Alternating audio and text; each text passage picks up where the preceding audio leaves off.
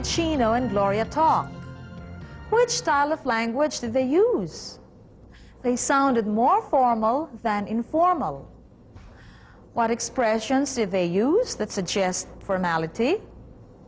Chino used the following expressions. Let's go back to these scenes. Excuse me, Gloria.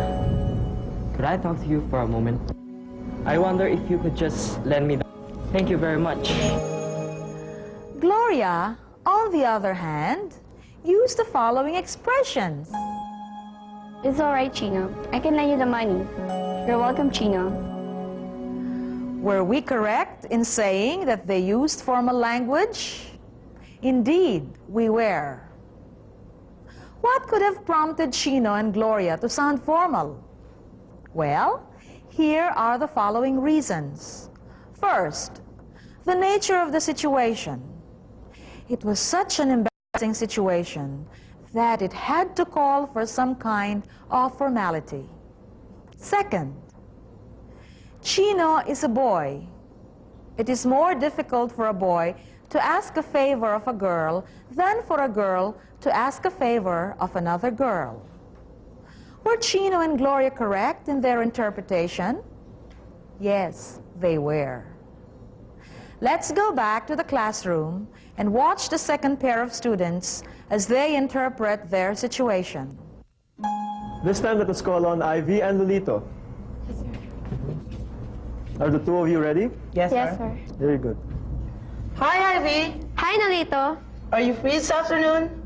Yes, I am. We have no class this afternoon. There's going to be a faculty meeting. Why don't you join me at the mall? I'm meeting two of my friends, Vicky and Ed. That's cool, but I have to call them first and let my mother know. All right. Did Ivy and Lolita do right? Of course they did. In fact, they did it very convincingly.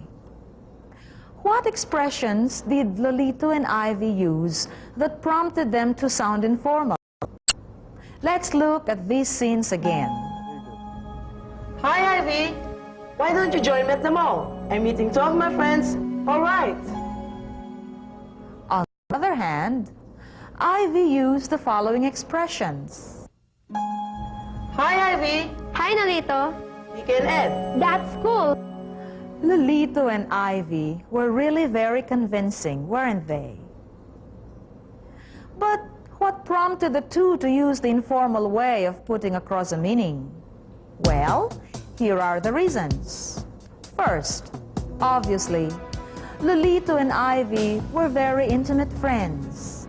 Second, the context of the situation strongly called for informality. If you were the teacher, how would you rate them? Perhaps excellent? What strategy did the teacher employ to teach them speaking in a challenging way? The teacher used simulation and role play to teach speaking. But he did not merely ask the class to role play by reading pre-written dialogues.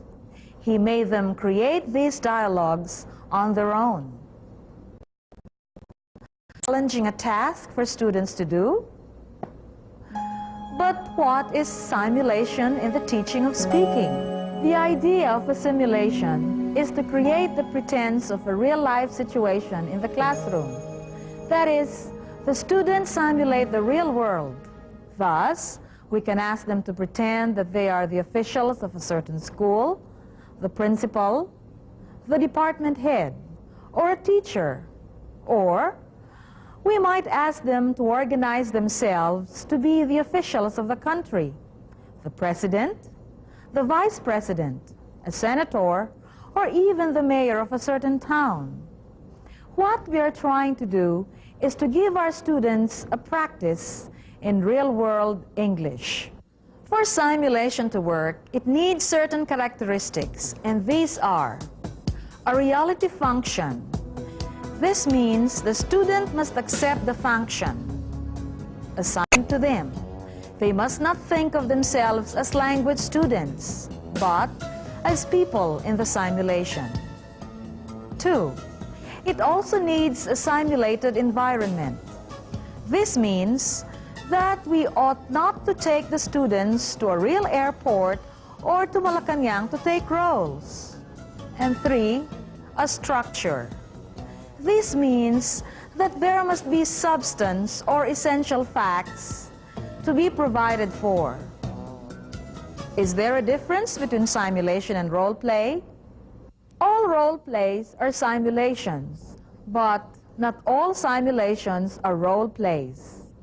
When we ask our students to take part as themselves, let's say in organizing a party, they are not role-playing.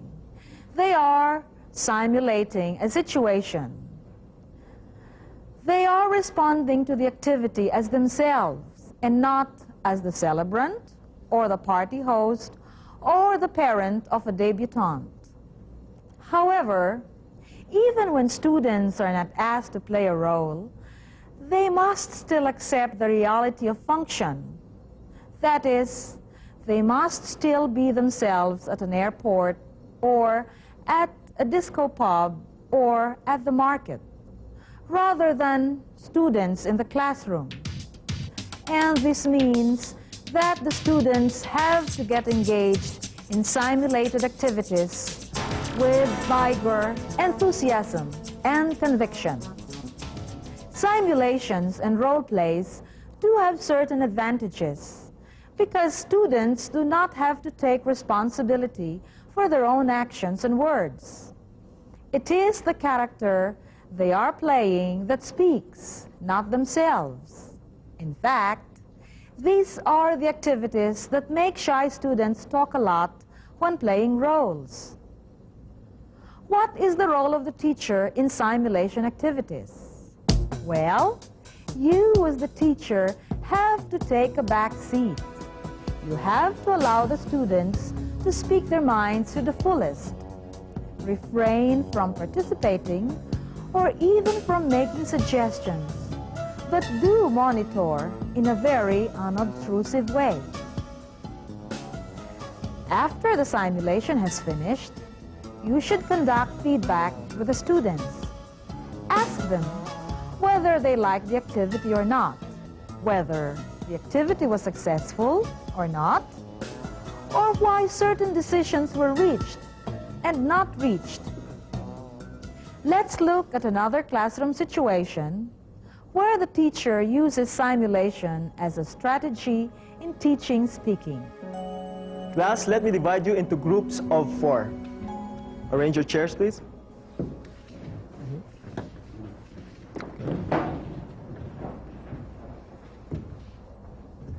All right. Now that you are in groups, I would like to assign for each group a leader and a secretary. The leader has to start, maintain, and summarize the discussion, while the secretary records and reports the proceedings. The other one would act as the observer. All right?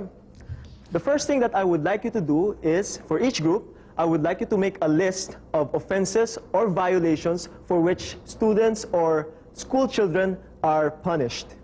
Okay, I will give you exactly 10 minutes to do this.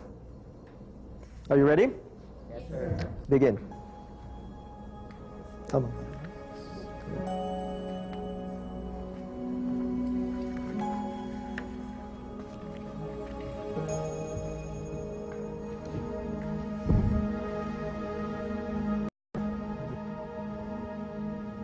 What did the teacher ask the students to do initially? Yes, he made them establish a common frame of reference. He called upon the students' background knowledge and crimes to serve as basis for the next stages in the activity. Join me in the classroom once again and see stage 2.